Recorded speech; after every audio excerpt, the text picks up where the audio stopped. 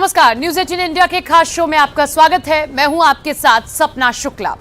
Gaza युद्ध अब पूरे मिडिल ईस्ट का युद्ध बन गया है। सीज फायर के बीच में ईरान ने इजरायल को विनाश की धमकी दी है। ईरान के सुप्रीम लीडर अली खामनेई ने साफ साफ कह दिया है कि इजरायल ने जितने बम गाजा में गिराए, एक एक का बम का बदला ईरान इजरायल से लेने वाला है। इधर इजरायल ने ईरान को धमकी दी है कि अगर इजरायल पर ईरान ने हमला किया तो ईरान का भी वही हश्र होगा जो गाजा का हुआ है।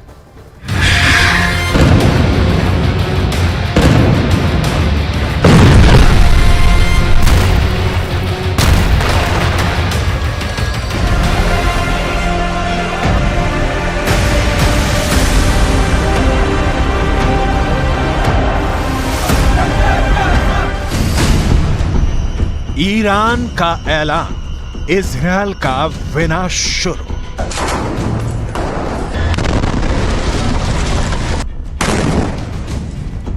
गाजा में भयंकर नरसंहार का बदला अब ईरान लेगा। ईरान के सुप्रीम लीडर अली खामनेई ने ऐलान कर दिया है कि भले ही हमास और इजरायल के बीच सीज फायर हो गया हो, लेकिन ईरान गाजा में गिराए गए एक एक इजरायली बम का खूनी बदला जरूर लेगा। ईरान ने यहां तक धमकी दी है कि वो इजरायल और अमेरिका को किसी भी कीमत पर नहीं बख्शेगा और अब इजरायल पर भीषण हमले शुरू हो चुके हैं।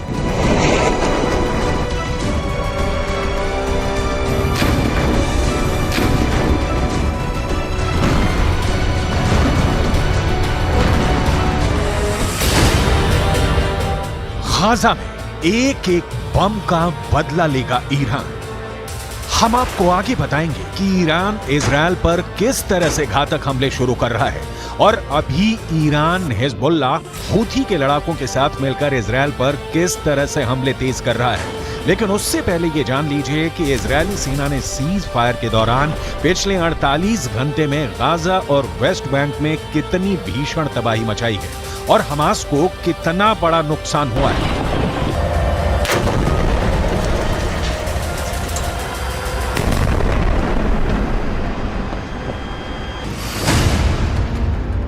इजरायल सुरक्षा बलों यानी आईडीएफ ने दावा किया है कि पिछले 24 घंटे में हमास के नौसेना बल के कमांडर को उसने मार डाला है। Commander Umar Abu Jallah Hamas की नौसेना बल में एक सीनियर कमांडर था। कमांडर उमर अबू जल्लाह को इजरायली सेना ने हवाई हमले में मारा है।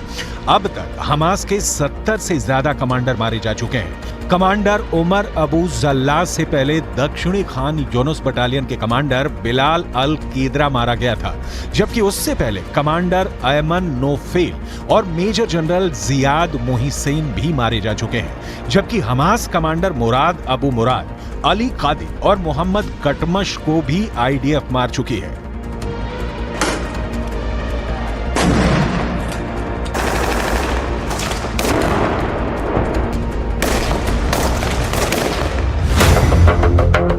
इजरायल को नहीं बचा पाएगा सीज फायर। अब सवाल उठता है कि आखिर इजरायल के सामने ऐसी क्या मजबूरी हुई कि उसे हमास के साथ 4 दिन का सीज फायर करना पड़ा।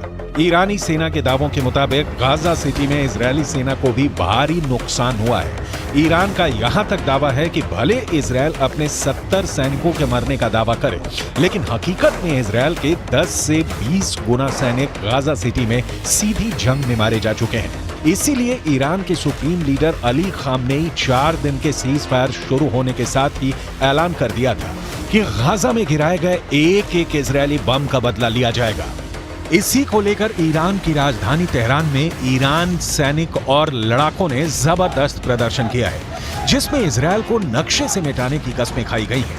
तेहरान में हुए प्रदर्शन की तस्वीरों में साफ देखा जा सकता है कि जबरदस्त नारों के बीच इजरायल को मिटाने की कस्में खाई जा रही हैं।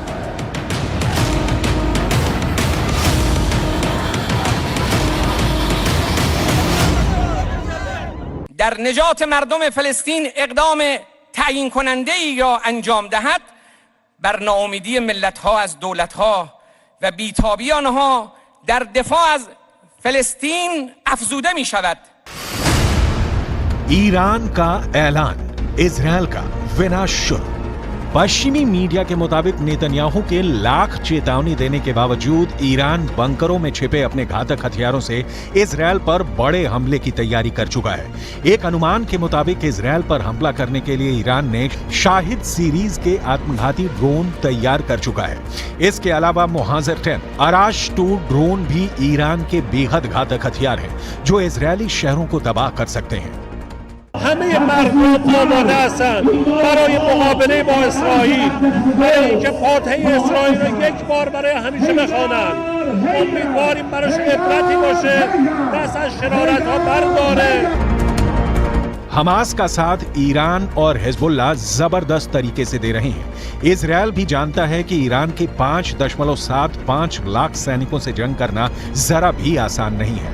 इजरायल के पास सिर्फ 1.73 लाख सैनिक है।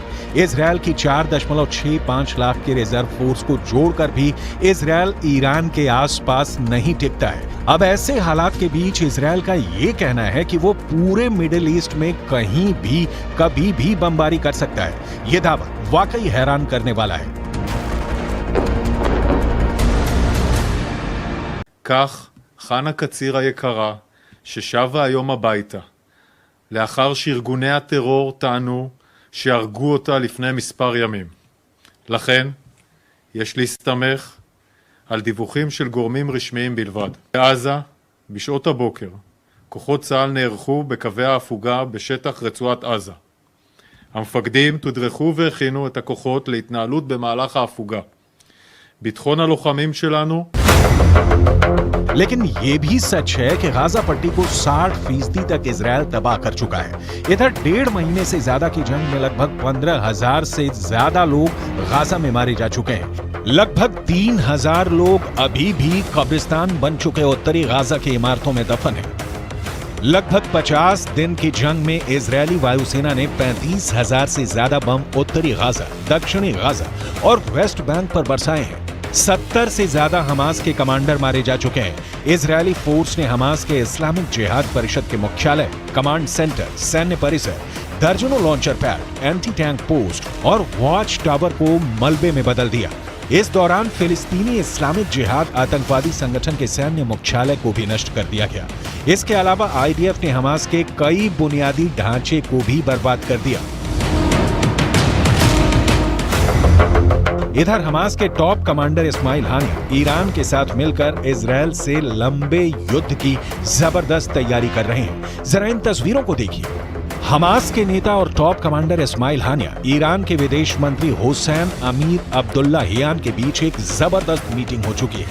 दावा किया जा रहा है कि कतर की राजधानी दोहा में हुई इस मीटिंग में ईरान ने हमास की लीडरशिप को साफ कर दिया है कि ईरान इजरायल के खिलाफ जंग में उतर चुका है। अब ईरान की बेतहाशा सैन्य ताकत हमास की ताकत बन गई है। यानी गाजा में इजरायल को सिर्फ हमास से नहीं बल्कि ईरान की सेना, लेबनान के हिजबुल्लाह लड़ाकों और हमास के सुरंग जिहादियों से जंग करनी पड़ेगी। אני כבר רואה את האזרחים של עזה הולכים עם דגלים לבנים לאורך החוף ונעים דרומה. וחיזבאללה גורר את לבנון למלחמה שעלולה לקרות.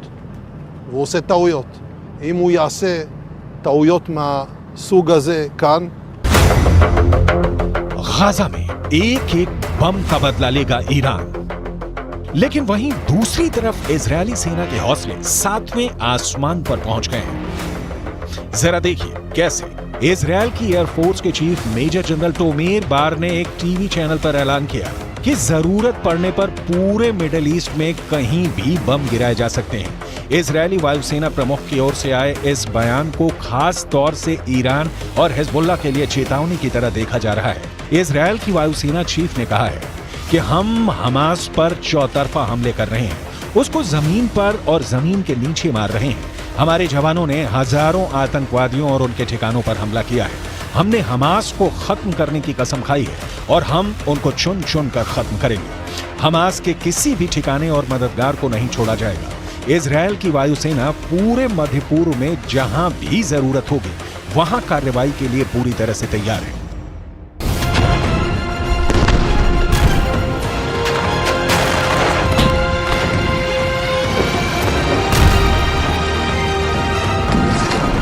אנחנו חודש כבר במלחמה, פוגעים מאוד מאוד קשה בחמאס, פוגעים בהנהגה של חמאס, פוגעים במפקדים, פוגעים במחבלים, הורסים לחמאס את התשתיות בעזה, ואנחנו גם כל הזמן במוכנות לאזורים אחרים.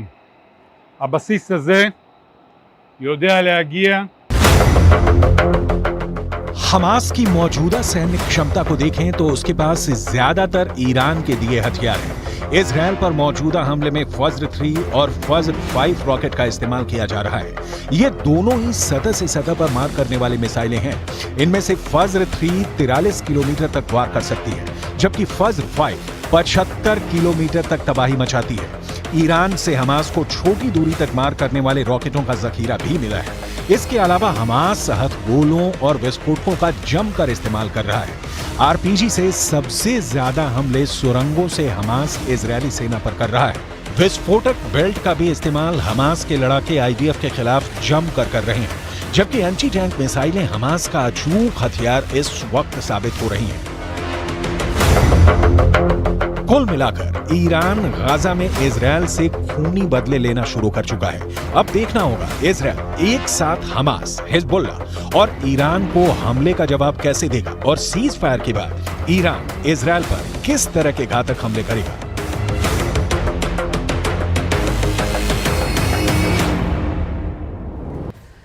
इजरायल की टेंशन ईरान ने बढ़ा दी है।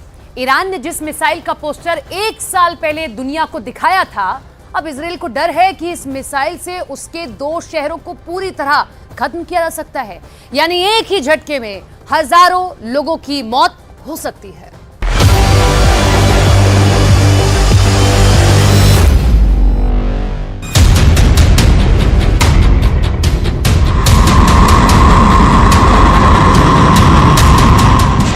सन्नाटे को चीरती मिसाइल का शोर हुआ।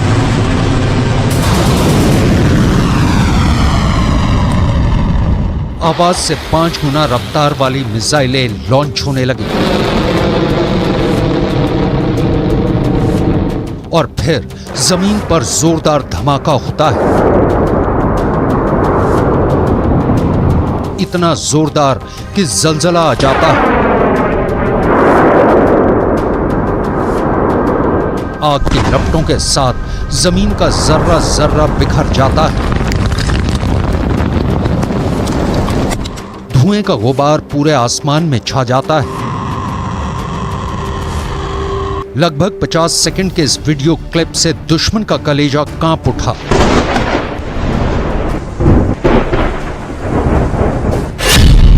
पहली मिसाइल,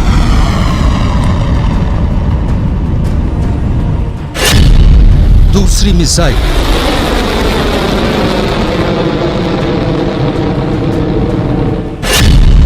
तीसरी मिसाइल, एक के बाद एक 3 मिसाइलें टारगेट पर छोड़ी जाती हैं और फिर तीनों अपने टारगेट पर कुछ इस तरह गिरती हैं।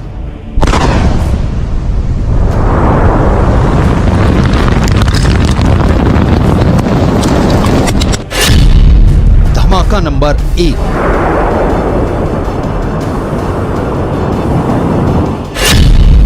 धमाका नंबर 2,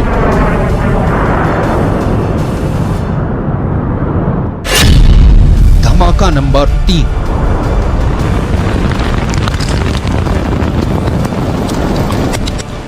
धमाका ईरान में किया गया, लेकिन इसकी आवाज तेल अवीव तक पहुंची। इस ब्लास्ट का शोर हजारों किलोमीटर दूर व्हाइट हाउस में भी सुना गया। इतना जोरदार धमाका था कि नेतन्याहू और बाइडेन का दिल बैठ गया।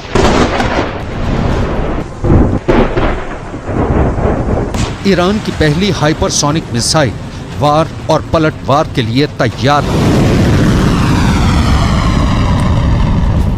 इस घातक हथियार की रेंज, इसकी रफ्तार, सब कुछ बहुत बड़ा सीक्रेट है जिसे ईरान अब दुनिया को बताना चाहता है। ईरान की ऐसी मिसाइल का पोस्टर 1 साल पहले छप गया था। तेहरान की सड़कों पर चप्पे चप्पे में पोस्टर लगाया गया। पोस्टर में मिसाइल की फोटो, साथ में टारगेट का नाम फारसी और हिब्रू में पोस्टर में लिखा था। 400 सेकंड में टारगेट तेल अवीव ध्वस्त। यह है ईरान की फतह 2 मिसाइल, रेंज 1.5 से 2000 किलोमीटर। यानी ईरान से इजराइल तक यह हमला करेगी और इसे रोकना नामुमकिन होगा।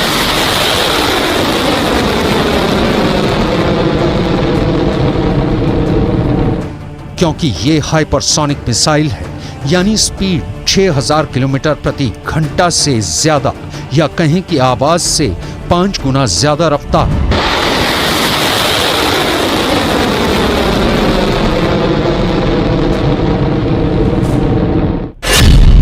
फतह का फारसी में मतलब होता है विजेता, और ईरान इसी नाम के जरिए नेतन्याहू को एक संदेश देना चाहता है।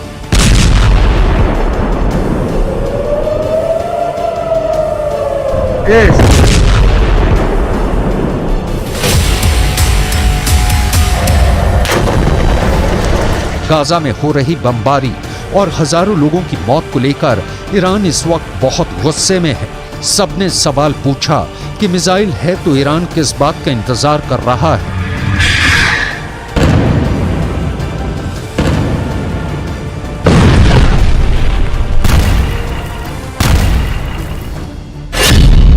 ये बात साफ है कि फतह का टारगेट इजराइल है। पिछले साल नवंबर में ईरान की इस्लामिक रिवोल्यूशनरी गार्ड कोर यानी IRGC ने दावा किया था कि उसने एक ऐसी हाइपरसोनिक मिसाइल बनाई है जो महज 7 मिनट के अंदर इजराइल को तबाह कर सकती है। यानी इजराइल को सिर्फ 400 सेकंड में बर्बाद करने का दावा किया गया, और अब फतह 2 सबके सामने है। هر هدفی رو که اراده بکنیم به حول قوه الهی دقیق اون رو مورد اصابت قرار بدیم. تخيفنا ولم تخفنا فيه. الله اکبر، الله جنده.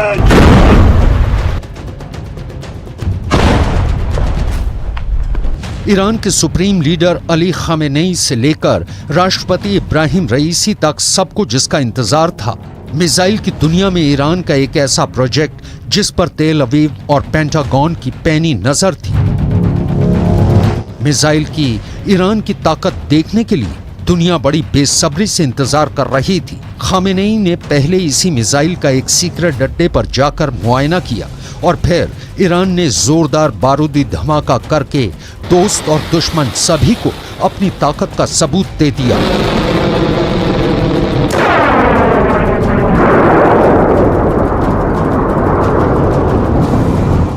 ईरान की पहली हाइपरसोनिक मिसाइल बनाने की सुगबुगाहट पिछले 1 साल से हो रही थी।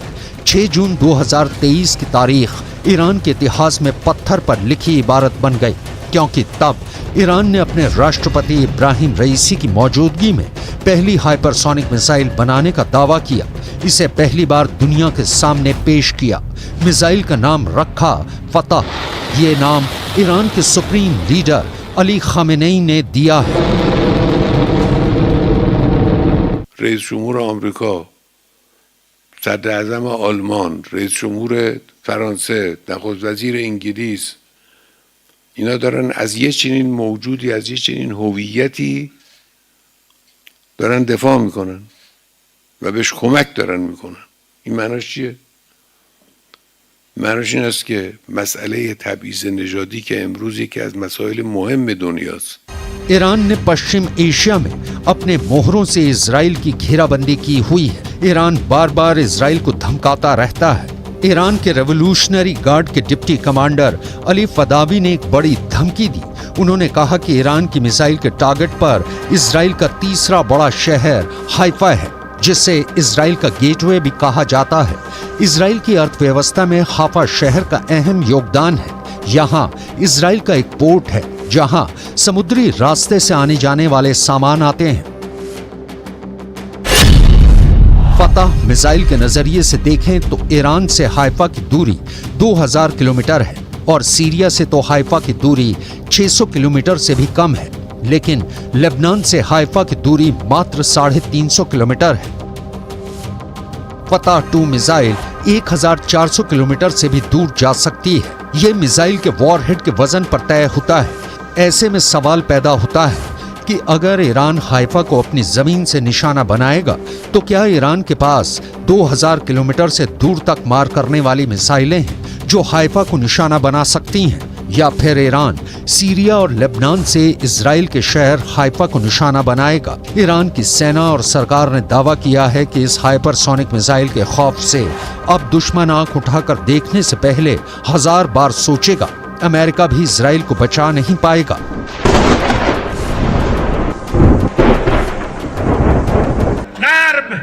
آمریکا و انگلیس و آلمان و فرانسه مشخصاً و بعضی دولت‌های منافق در کنار آنان، اینها یک شکست اخلاقی عظیم را در جهان تجربه کردند، اما آنها باید بدانند هیچ یک از این اقدامات مانعی نیست، عاملی نیست برای نجات صهیونیست‌ها.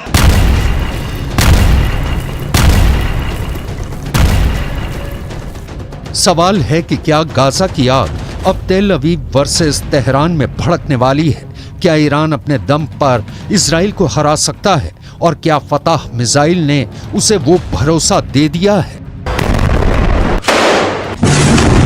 صنایع دفاعی و موشکی و نظامی بومی شده، وارداتی نیست که بشه با تهدیدها و بشه با دنبال کردن دشمنان این دانش رو و این صنعت پیشرفته رو. हाल के सालों में ईरान पश्चिम एशिया में एक बड़ी शक्ति बनकर उभरा है। ईरान ने अपने वर्चस्व बढ़ाने के लिए पूरे इलाके में अपने साथ कई देशों को भी लामबंद किया है। ऐसे में कहा जाता है कि ईरान के फतह 110 मिसाइल पहले से ही लेबनान में हिजबुल्लाह के पास है, जो आसानी से हाइफा को टारगेट कर सकती है। खबरें तो ऐसी भी हैं कि ईरान ने अपनी फतह 110 और जुल्फिकार बैलिस्टिक मिसाइल को सीरिया में तैनात कर दिया है।